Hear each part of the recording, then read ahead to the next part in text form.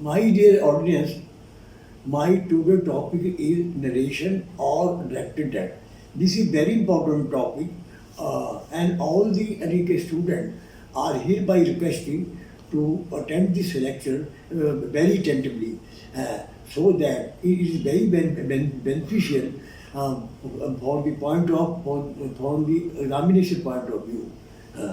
Narration और direct and direct इनका दोनों को एक ही अर्थ है. We may reproduce quote the word of speech into two ways. Number एक, we may quote the actual word, this is called speech. Number second, we may report but had without quoting the exact word, this is called indirect speech. Direct speech होती है जो हम वो word code करते हैं जो वाब हुई हो, लेकिन उसका सेंस हुई हो, वो इनडायरेक्ट होती है.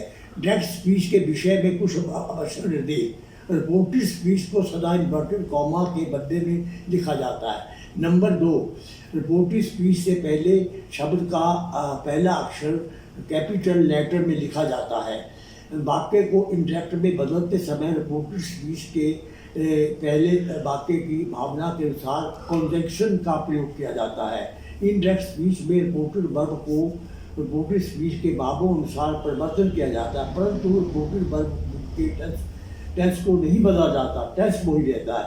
नंबर 5, यदि reported verb past indefinite past tense में हो तो रिपोर्टेड स्पीच के वर्ब को नहीं बदला जाता, फिर वैसा ही रहता है. नंबर 6, रिपोर्टेड स्पीच से पूर्व कैपिटल लेटर के स्मॉल लेटर में लिखा जाता है. नंबर 7, निकटता प्रकट करने वाले शब्दों में जैसे हाउ, टुडे आदि को भी दूरी से चेंज किया जाता है. रिपोर्टेड स्पीच के आई, वी, यू आदि को भी बदल दिया जाता है. डायरेक्ट और इनडायरेक्ट. पहले मैं डायरेक्ट बोलूँगा फिर इनडायरेक्ट बोलूँगा, ये ध्यानपूर्वक सुनिएगा. Direct, he said I am very busy. Indirect क्या होगा इसका? ही said that he was very busy. Note, यदि रिपोर्टेड वर्ब प्रेजेंट टेंस या फ्यूचर टेंस में हो तो रिपोर्टेड स्पीच के टेंस को कोई फर्क नहीं होता. जैसे direct, he said he plays cricket. Indirect क्या होगी? ही said that he plays a cricket. That बढ़ाना बस, टेंस से चेंज होगा. Indirect, the teacher will say he was never late. The teacher will say that he was never late. Change of pronoun, कुछ ऐसे pronoun याद रखो जो direct को इनडायरेक्ट में मतलब चेंज हो जाते हैं, ये याद रखने वाले हैं. आई को मी में बदल देते हैं, बी को अबर में बदल देते हैं, यू को योर में, ही को हिज में, शी को हर में, दे को देयर में, वी को माई सेल्फ में, यस को अवर सेल्फ में, यू को योर सेल्फ में, हिम को हिमसेल्फ में, हर को हर सेल्फ में, देम को देम सेल्फ में. नोट, यदि हम प्रत्येक कॉलम के प्रोनाउन के एक परिवार के सदस्य मान लें तो प्रथम परिवार के सदस्यों को ही एक दूसरे का स्थान ग्रहण करते हैं, किसी दूसरे के सदस्य के नहीं. जैसे ये विद्यार्थियों को मैं निवेदन करता हूँ, ये फार्मूला या डायरेक्ट को इंडक्टिव बनाने कैसे करना है, प्रोनाउन को कैसे बदलना है, आपको सन का फार्मूला याद रखना चाहिए. प्रोनाउन को सन के अनुसार बदला जाता है. सन का क्या अर्थ है? नंबर सन, SON सन. सन का मतलब होता है जो फर्स्ट पर्सन है आई. अच्छा, फर्स्ट पर्सन आई भी बदला जाएगा. अच्छा, सेकंड पर्सन वो सेकंड पर्सन सेकंड ओ में बदला जाएगा, और थर्ड पर्सन कोई नहीं चेंज नहीं होता. फर्स्ट का नो, फर्स्ट पर्सन कौन से होते हैं? I, my, me, we, our, us. No rule, reported speech में भी फर्स्ट पर्सन प्रोनाउन के रिपोर्टेड वर्ब के सब्जेक्ट के साथ बदला जाता है. जैसे direct, he says I am right. उन्हें फर्स्ट पर्सन है. Indirect, he says that he is right. ये जो फर्स्ट पर्सन है वो यानी कि थर्ड पर्सन में बदला गया. अच्छा, रूल, रिपोर्टेड स्पीच के में आए सेकंड पर्सन के प्रोनाउन के रिपोर्टेड वर्ब के सब ऑब्जेक्ट के अनुसार बदला जाता है. जैसे फर्स्ट पर्सन सब्जेक्ट के अनुसार बनता था, सेकंड पर्सन ऑब्जेक्ट के साथ। जैसे डायरेक्ट है, you say to him, you have done your duty. हाँ, इनडायरेक्ट क्या हुआ, I tell him that he has done his duty. इसमें यानी कि यू को इसमें ही लग गया, हिम की जगह ही आ गया। रूल नंबर 3, रिपोर्टिव स्पीच में आए थर्ड पर्सन के प्रोनाउन को बदला जाता है। जैसे डायरेक्ट है, he says, he does not take tea. Indirect क्या होगा, he says that he does not take tea. Number direct, everybody says they have told a lie. Indirect, everybody says that they have told a lie. Past tense पर change of tense. अब tense के बारे में सुनो। Rule number 4, number 1, present tense into postpositive past tense. अच्छा, past indefinite tense को past perfect में बदला जाता है, पास्ट कंटीन्यूअस टेंस को पास्ट परफेक्ट कंटीन्यूअस टेंस में बदला जाता है। जैसे he said he goes to school daily, he said that he went to school daily. हाँ, प्रेजेंट इंडेफिनिट था, गोज था, बेंट इसमें बेंट लगा दिएगा। Number 2, he said he went to school daily, he said that he had gone to school daily। went की जगह had gone लग गया। Number 3, he said he was going to Delhi, he said he had been going to Delhi। exception, there are exception, they are as under। कुछ exception होते हैं। Rule number 5, reported speech में universal truth या हैचुअल fact या historical fact की व्यवस्था truth में कोई भी परिवर्तन नहीं होता। जो यूनिवर्सल ट्रूथ होते हैं उसमें कोई परिवर्तन नहीं होता। जैसे he said man is immortal, ठीक है, ये सच्चाई है। He said that man is immortal, ये यूनिवर्सल ट्रूथ है। He said to me I write with my left hand, he told me that he writes with left pad, हैचुअल truth है ये। Number 3, teacher said the first battle of Panipat was fought in 1526 AD। The teacher said that the first battle of Panipat was fought in 1526 AD। ये historical fact है, ये नहीं बदला जाता। Number 3, reported speech में एक ही विभिन्न दो एक्शन, रिपोर्टेड स्पीच में एक ही समय में विभिन्न 2 एक्शन का उल्लेख हो तो उसके टेंस में कोई परिवर्तन नहीं होता। जैसे he said my brother was reading a novel while I was writing a letter. He said that my brother was reading a novel while I was writing a letter. Note, अच्छा, यदि reported speech में verb had या third form हो to define would, must, should, could हो तो इसमें भी बदला नहीं जाता। जैसे he said to me you should obey your parent, he told me that you should ओबे माई पेरेंट। मिसलेनियस चेंजेस, हम देखते हैं कि इंटरसेक्स में इन घटनाओं का वर्णन करते हैं जो टाइम ऑफ रिपोर्टेड स्पीच से पूर्व टाइम ऑफ रिपोर्टेड में कही गई थी। टाइम और प्लेस में समीपता प्राप्त करने वाले शब्दों की दूरी करने वाले शब्दों को बदल दिया जाता है।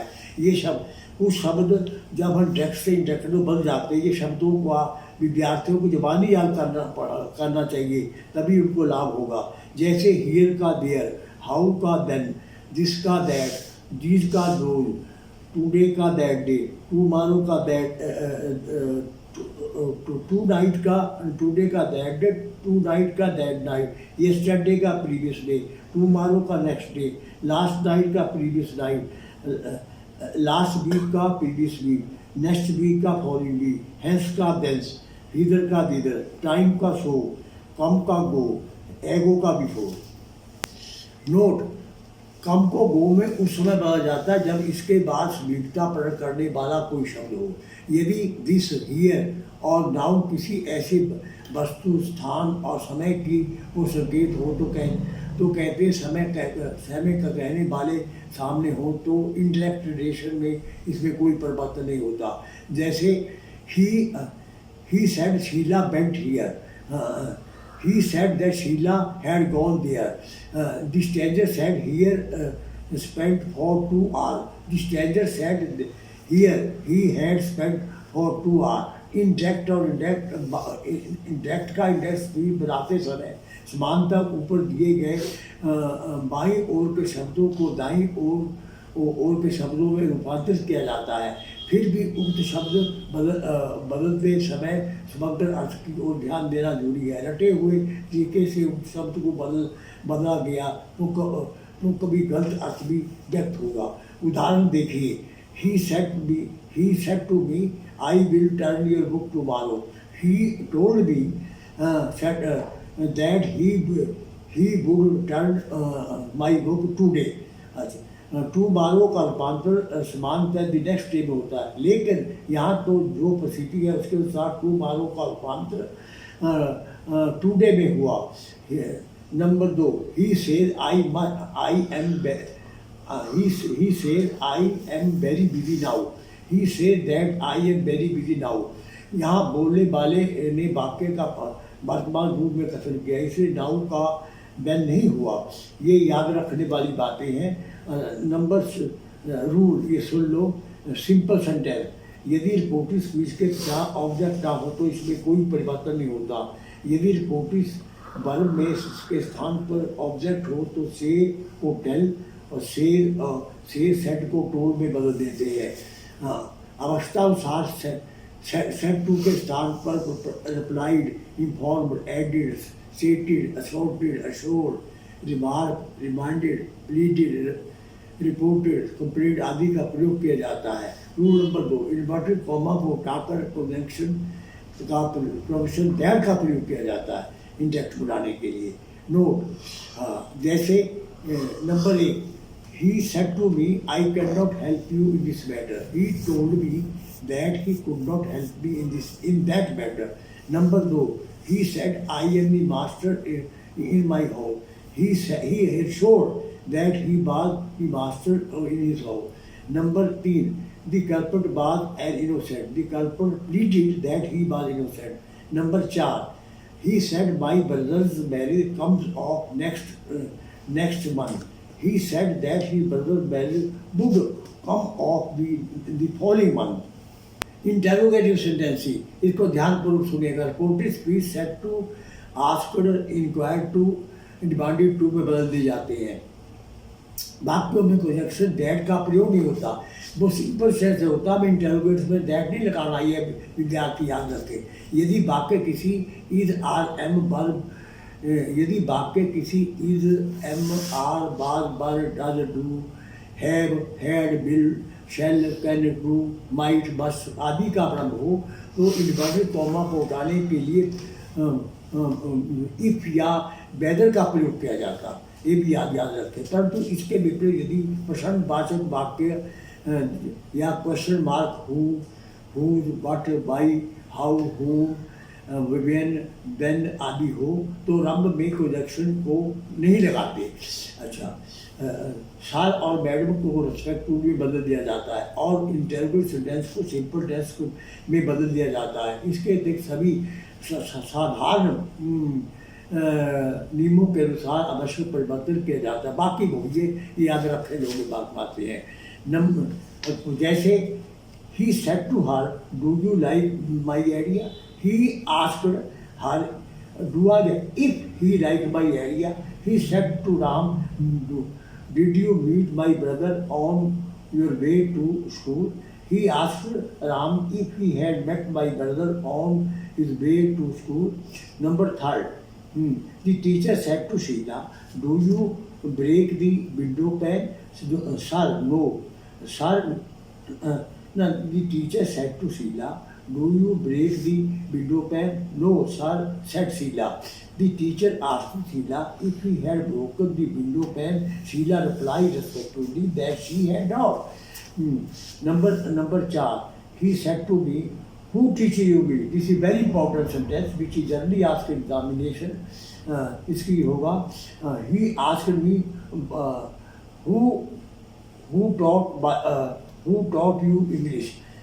Number 5. Krishna said to her sister, how do you fare in the interview?